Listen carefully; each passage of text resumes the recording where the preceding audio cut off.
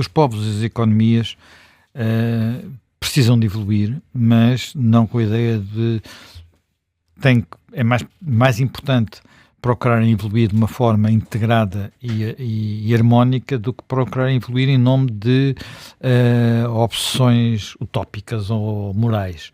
Porque muitas vezes isso dá mau resultado, não é? As utopias no século XX foram trágicas.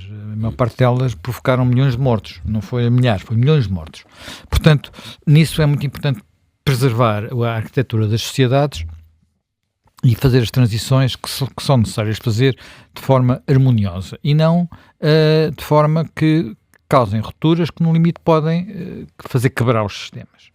Eu acho que é isso um bocado disso que pode estar em causa nesta evolução. Já falámos disso aqui muitas vezes e no caso da Europa, quer na frente agrícola, quer na frente ambiental, quer naquilo que tem a ver com os seus próprios recursos, isto é, com o dinheiro, não é? Isso é bastante relevante e obriga a decisões que porventura não são sempre as mais fáceis, mas têm que ser tomadas. Vamos lá tentar ir por partes. A questão agrícola. Um dos países onde isto é seguramente mais sensível é a França. A França é um país agrícola antigo no sentido de ter muita riqueza, portanto, todos nós sabemos que há muitas coisas que hoje em dia são produtos mundiais que nasceram em França e que têm em França os seus grandes produtores, mas a França também é um grande produtor de cereais, por exemplo, não é só a Ucrânia, e também é um grande produtor de cereais, por condições que têm a ver com a sua própria, quer dizer, com a natureza da sua terra, dos seus solos e do seu clima. Portanto,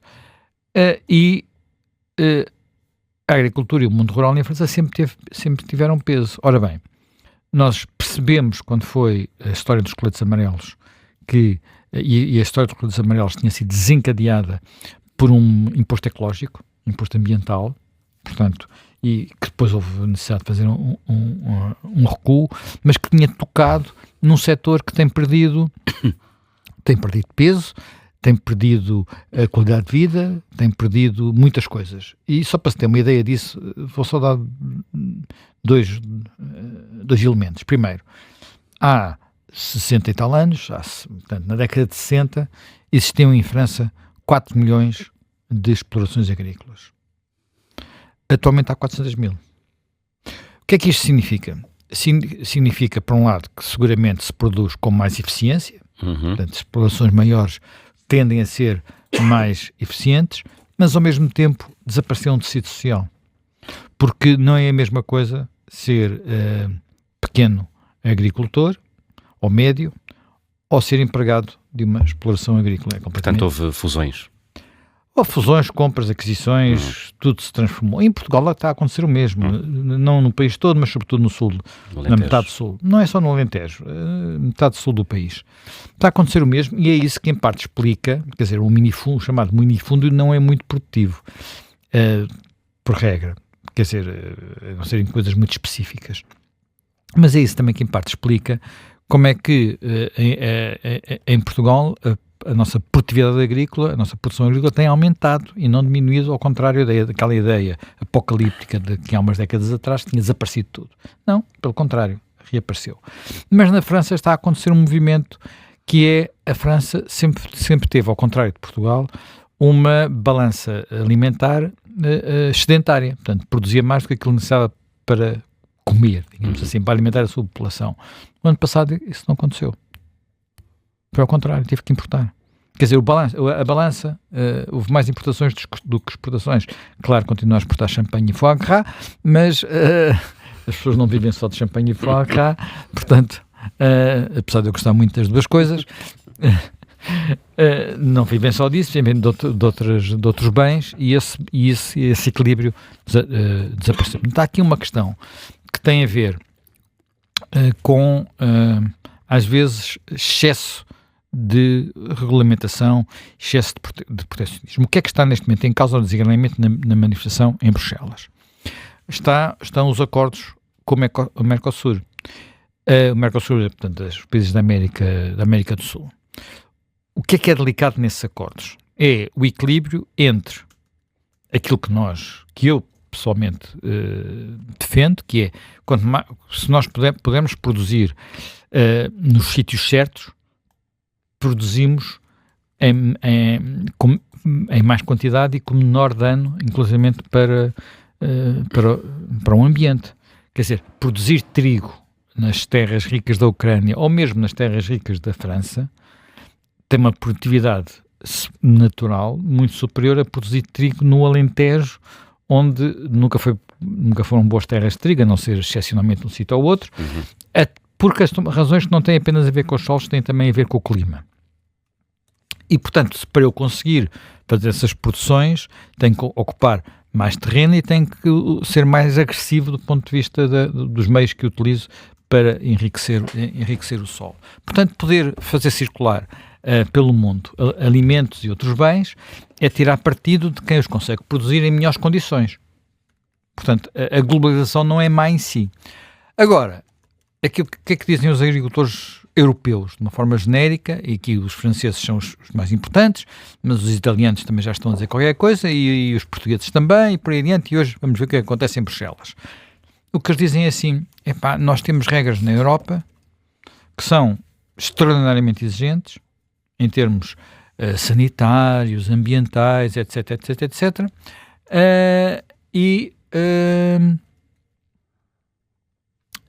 vamos importar alimentos de países que não são tão rigorosos.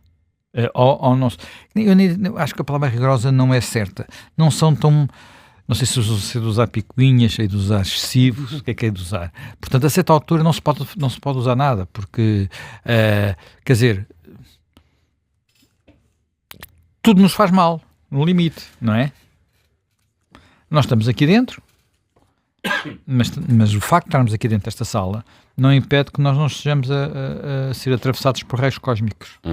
E os raios cósmicos provocam mutações, e as mutações podem levar a cancros. Eu não quero assustar ninguém, mas isso é a natureza, é assim mesmo, não é? Não tem a ver... nós vivemos num mundo que não nos é completamente... Quer dizer, isto tem que ser assim para poder haver, entre outras coisas, evolução, porque sem mutações não haveria seres humanos. Portanto, eu só estou a dar um exemplo concreto de como é que a natureza funciona, para se perceber que a ideia de que ter pessoas dentro de estufas, ou ter sociedades inteiras dentro de estufas, é uma ideia que é muito... Há sempre militantes destas causas. Esses militantes muitas vezes conseguem fazer lobbies junto às autoridades europeias, mas são pessoas que vivem muitas vezes fora do mundo real. E este equilíbrio, eu estou a começar precisamente pela agricultura, porque quando passamos para as questões das emissões de CO2, que é o que está por trás do problema dos automóveis elétricos ou não elétricos, estamos com o mesmo tipo de problemas. O que é que se passa com os automóveis agora, elétricos ou não elétricos? A Europa achou que podia, num prazo muito curto, portanto daqui a 10 anos, deixar totalmente de fabricar carros que não fossem 100% amigos, como agora, para ser politicamente correto, amigos do ambiente. Amigos do ambiente é completamente neutrais em termos de emissões de carbono. Portanto, sem motores de combustão interna. E, como sabes, eu ando de carro elétrico, não é naqueles amarelinhos da Carris, é num carro elétrico mesmo, de automóvel, com baterias. E gosto, e dou-me bem, não me queixo, portanto, aquele exige alguma habituação, designadamente no cuidado com a sua autonomia, mas e nas velocidades a que andamos, porque senão a bateria vai-se embora num instantinho. Há muitas coisas que exigem habituação, mas é uma habituação como outra qualquer. Simplesmente aconteceu que a indústria europeia, que do ponto de vista da inovação automóvel era fortíssima, e era uma das poucas indústrias europeias líderes mundiais, deixou-se atrasar na transição nesta transição. Portanto, e deixou-se atrasar a todos os níveis. Não produz as baterias mais eficazes, não desenvolve o software mais eficaz, muitas vezes adapta modelos combustível fóssil para automóveis elétricos O que não é a forma mais eficaz de os construir. Só para as pessoas terem uma ideia, um automóvel elétrico tem muito menos peças do que um automóvel com motor tradicional. E tem muito menos peças só para, enfim, quem tem carta, nem é preciso ter carta de condução. Por exemplo, peças que não é necessário ter num motor elétrico. Não há caixas de velocidades. Isso. O que é uma diferença alucinante. Portanto, acabou aquela ideia de fazer pontos de embreagem e tudo essas coisas que as pessoas gostam. Aquilo que é a minha grande competência como automobilista, ponto de embreagem. Ponto de embreagem? Adoro. Pronto. Não é preciso radiador, não é preciso motor de arranque, não é preciso... Uma quantidade, o número de peças é muitíssimo menor. O que é preciso? Baterias. Portanto, a tecnologia das baterias é crítica. E nisso a Europa está atrasada e nem tem sequer fabrico próprio suficiente de baterias. E foi ultrapassada, primeiro, se quisermos, não é pelos Estados Unidos, é pela Tesla. É pelo Elon Musk. Sobretudo pela Tesla. E, agora, pelos chineses. E os chineses têm a cadeia toda. Portanto, têm a cadeia toda e têm custos de produção muito mais baixos. Um automóvel... Um Tesla, que é um carro pensado de raiz para ser um automóvel elétrico, começa a haver alguns europeus agora também, mas um Tesla é pensado de raiz, tem uma arquitetura que é diferente, naturalmente diferente, da arquitetura de um carro com motor a gasolina. Vou-te dar só um exemplo. O espaço que é preciso reservar para o motor não tem nada a ver. É por isso que os Teslas têm têm bagageira à frente e atrás. E apesar da parte da frente ser muito baixinha, ser muito picuda, muito baixinha, ainda há ali espaço para uma bagageira. Porque o motor não ocupa espaço nenhum e às vezes são dois motores. Portanto, o mesmo se passa nos carros chineses, nos BYD, por exemplo. Nos carros europeus, há modelos que já fazem isso, mas há outros, nós abrimos o capô e aquilo está vazio, mas está desperdiçado. Porque depois era preciso mudar não sei quantas coisas na linha de fabrico para aquilo ser adaptado. E a aerodinâmica não é igual, e a aerodinâmica é fundamental para poder preservar as baterias. Portanto, N fatores que são aqui importantes e onde houve efetivamente atraso europeu. A Europa, no entanto, a pouco e pouco, criando metas muito, muito exigentes, foi forçando esta transição, forçando a dois níveis, quer no nível da pressão sobre a indústria, quer no nível da pressão sobre o consumo. E a pressão sobre o consumo, podemos dizer que uma parte dela é convencer as pessoas que são mais responsáveis se conduzirem carros elétricos, mais responsáveis moralmente, são moralmente mais responsáveis se conduzirem um carro elétrico em vez de andarem a bufar CO2, desculpem lá a expressão, mas toda a gente sabe que isso tem alguns problemas. Um problema é, no início, esses carros eram mais caros. E, portanto, a maior parte dos países europeus encontrou mecanismos em que esses carros pagavam menos impostos ou eram mesmo subsidiados, o que permitia que tivessem preços mais competitivos, não tão baratos como outros, mas mais competitivos. Ou não pagavam estacionamento nas grandes cidades, por exemplo? Em Lisboa, por exemplo, nas grandes cidades, em Portugal isso aconteceu durante um certo tempo, não pagavam estacionamento. Portanto, esses incentivos têm vindo a ser retirados. E, portanto, nós tivemos um boom da venda de carros elétricos há 6, 7 anos atrás e depois um crescimento bastante gradual. Quer dizer, nós estávamos com 6, 7% em 2020, estamos, este ano talvez feche com 17%, média europeia total, portanto, a Europa, a União Europeia não é a União Europeia, sendo que no caso do Reino Unido até a percentagem é um pouco maior e Portugal também é um pouco maior. Portugal anda na casa de cerca de 1 em cada 5 carros vendidos são já carros elétricos. Mas como é que em 10 anos se passa de 18, 20% para 100%, que é isso que se pretende? Os carros não vão desaparecer das estradas, porque não se vão deitar para o lixo todos os que aí andam com motores a gasolina. Vão é deixar de ser fabricados e deixar de ser vendidos em primeira mão. Portanto, não se está a ver como, até porque há muitos problemas que estão por resolver. Vou dar alguns exemplos. A a rentabilidade do modelo industrial. Fabricar carros elétricos ou dá prejuízo, ou dá mesmo, ou pelo menos as margens são menores do que nos outros modelos para os quais a indústria já está preparada. A Ford, nos Estados Unidos, acabou de fazer o que eles chamam um write-off, portanto, de 19 mil milhões de dólares, acho que o valor é este, de prejuízos por causa da sua aposta em veículos elétricos. Portanto, e há modelos que eles estavam a fabricar, designadamente pick-ups, que são muito populares nos Estados Unidos, que por isso simplesmente vão abandonar, não vão fazer, porque não conseguem encontrar modelo de rentabilidade para isso. Na Europa, o grupo Volkswagen recuperou, e a Volkswagen em particular a marca, recuperou este ano a liderança de vendas no mercado europeu, porque a Tesla o ano passado foi líder, este ano não deverá ser líder, mas eu creio que isso também tem aqui uma componente política. As pessoas ficaram zangadas com Elon Musk e, portanto, há muita gente que disse: eu não compro um carro àquele senhor. Pronto. E entraram os chineses com carros os chineses, muito por mais enquanto, baratos. Mas os chineses... Diz a Manel. Estou-me a rir. Porquê é que eu me estou a rir? Sim. Tu disseste, os carros são muito mais baratos. Deviam ser. Mas não são tão mais baratos como isso. Porque a Europa, com os carros chineses, faz o que o Trump está a fazer. Tarifas. Mas os chineses podem produzir na Europa. Vão começar a produzir na Europa e vão começar a aumentar ainda a pressão. Vão começar, já têm fábricas na Polónia e na Hungria, salvo erro, ou depois qualquer da Europa, Roménia. Já estão, a BYD, portanto, ou BYD, que é a marca mais... marca líder, mais popular já está. Portanto, e vão começar a contornar as tarifas.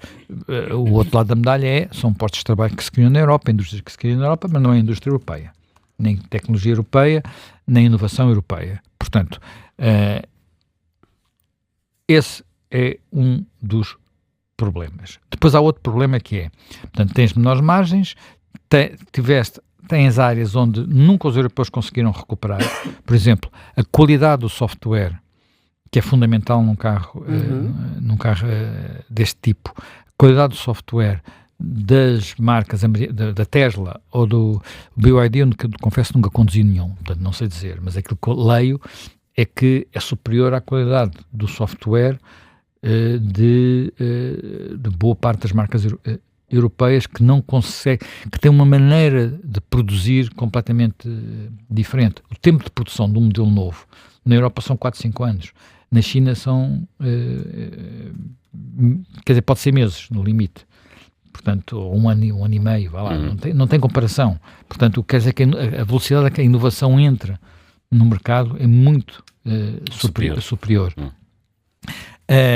E mesmo apesar desta recuperação pelo grupo Volkswagen da liderança, o modelo mais vendido na Europa em 2025 vai continuar a ser um Tesla.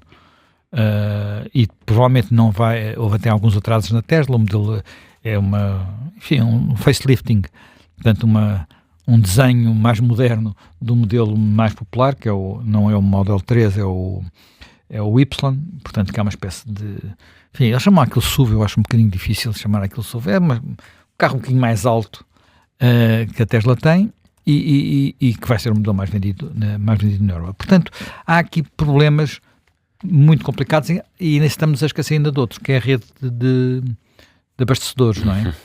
A rede de abastecedores é um tormento para quem tem um carro elétrico, portanto tem que andar sempre a ver onde é que há ou não há. Em Portugal era um tormento agravado pela existência, felizmente este governo acabou com isso, de uma espécie de monopólio da distribuição, que protegia quem tinha feito os primeiros investimentos e, portanto, complicava a vida à entrada. Vamos ver agora, a partir do próximo mês, isso começa a mudar e vamos ver o que é que acontece. Se calhar, no princípio, até vai haver turbulência nesse mercado, mas as pessoas dizem, também faltam muitos postos de abastecimento. Certo. Mas é apenas uma parte do problema. É apenas uma parte do problema. Porquê? Porque uma coisa é teres os carregadores, outra coisa é teres a infraestrutura que leva a eletricidade até os carregadores. E as infraestruturas existentes, em muitos aspectos, não vão aguentar.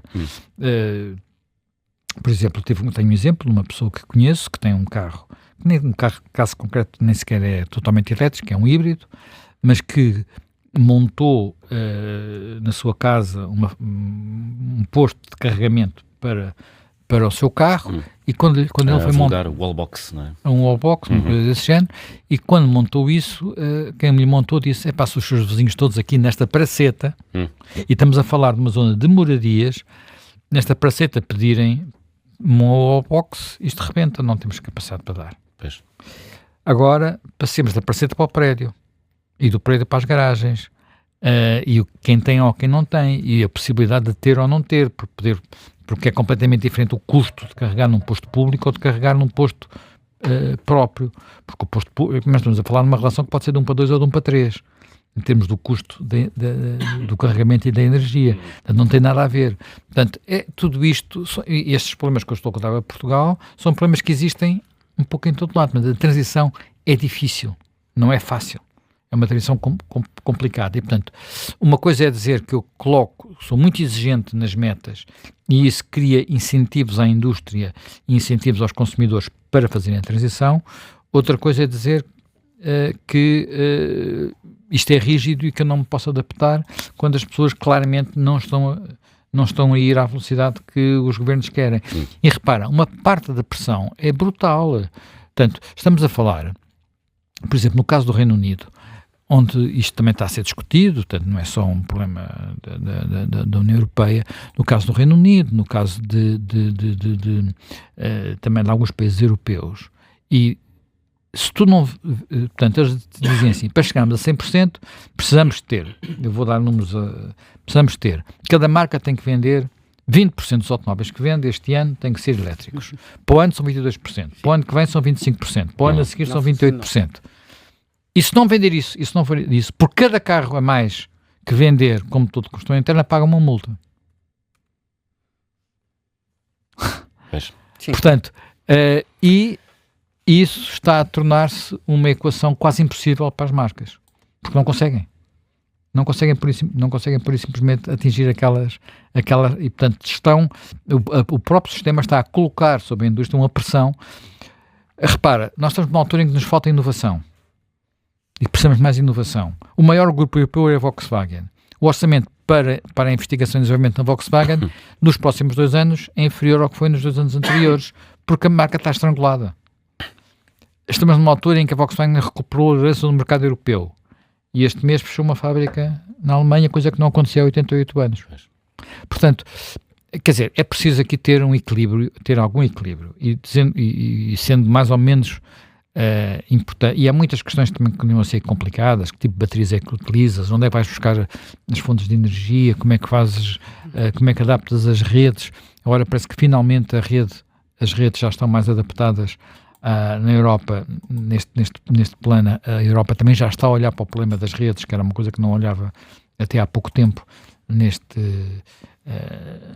processo. Portanto, nós estamos numa situação onde é necessário casar a necessidade de avançar com o realismo, porque a coisa pior que pode acontecer é a revolta das pessoas, como está a acontecer no mundo rural, porque essa depois tem consequências não apenas económicas, mas também políticas, como estamos a ver em vários países europeus. Portanto,